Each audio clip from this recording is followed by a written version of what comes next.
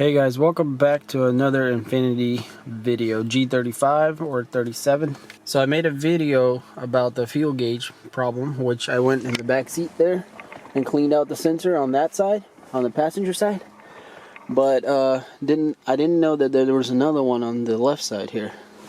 So the reason I'm saying that is because my fuel gauge started working pretty good, but not all the way right, because whenever it would get to the bottom, it would basically drop really fast to the bottom. So let me just turn on the car here and show you guys what I mean. So here you see how many miles I've driven on a full tank. So I have fuel still in there. I should have at least 5 gallons or so, or 6 in there. But look where my gauge is. It's all the way down. But the funny part is it'll go, like, sometimes it'll go up to about like a quarter and a little bit less, and then back down again. So apparently there's still a bad connection, but from the full all the way to about quarter, it does okay, and then after that it just falls on its face. So roughly around after 220 miles or so, it starts to act real funny. So today what I want to do is I want to go under the seat over there and clean out the other sensor. Alright, so the first thing we need to do is we need to take this seat, the bottom cushion off. So and it's actually pretty easy to do that. There's 2 little tabs. I don't know if you can see, guys. Right here. Then you just pull on it. And just like that, guys, it comes right up. So as you can see, this part stays down and just the seat goes up. So the same thing on that other side. And then this cushion will just come out and the seat belts will go down. So pretty easy. Alright guys, so the seat is out, as you can see, the cushion. And there is the other side that I already took out and cleaned. And here's one on this side, which I saw it before, but I wasn't sure what it was exactly. But apparently there's another sensor on this side. So let's pop this open and look. So what you're going to need is a Phillips screwdriver. And I don't know if you guys can see, but there's little arrows here that show you which way to go. So that one's pointing to go that way. And so you just line them up with the hole like that. And then this cover should pop off. Pretty simple. Alright, that one didn't want to turn that easy because it's kind of stripped out for some reason. But I used some pliers to turn it, so it turned pretty easy. Alright, so now this just pop off. And yes, on this side there is a sensor, looks like. But other side it has the fuel pump, so it's a lot more complicated. This side is pretty simple. So the next thing we'll do is we'll unplug this. Anyways, I probably need my 2 hands, but as you can see, guys, it's really dusty in there.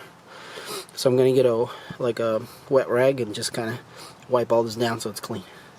Alright guys, so once you get it wiped down like this, as you can see, it's pretty clean. So it's not that hard, it's just light dust. So I highly recommend doing this because you don't want any of that junk to fall in your tank. So the next thing what you're going to do is you're going to unscrew these bolts here. And then all this should come out. So these little bolts here are not that tight. So even a screwdriver can break them loose. As you can see, I'm trying pretty easy. So there it goes. So I'm going to get these out and this should pop out. Alright guys, so all the 6 bolts are out, so this should just come off real easy. And then you got the little plastic part. And there's your sensor, guys. So yeah, with this gauge is going crazy, there's a chance of running out of gas. I thought I had 5-6 gallons, but it looks like, well, maybe I do have 5-6 gallons. Probably all the fuel is mostly that way. Alright guys, so I brought the gauge here, sensor in the house, and we're gonna clean it with a Q-tip and some alcohol, which I'm just using some cologne. So anyways, so this little cap here should come off. As you can see, there's little plastic ridges here that hold it, so I'm probably gonna need 2 hands for that to clip that out. Alright, so the cap is off and you can see the actual sensor right there. And I can tell you right now, guys, just by looking at it, it's very dirty. And the reason I'm saying that is because I cleaned the other one already and it was pretty dirty too. So, but this one seems even dirtier than that. So I'm gonna clean a little bit off of it so you guys can see the difference.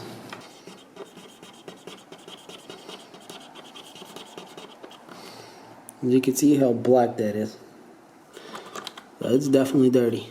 Now I forgot to mention, important part, whenever you clean this, you don't want to go like this. You want to go with the little connectors this way, long ways. You don't want to go this way because you can ruin those little things. They're pretty fragile. So, but anyways, guys, you can see I have to rub it really hard to even get it off. And you can see the difference right there. I mean, you can really see that difference. So, where I cleaned it and where I didn't.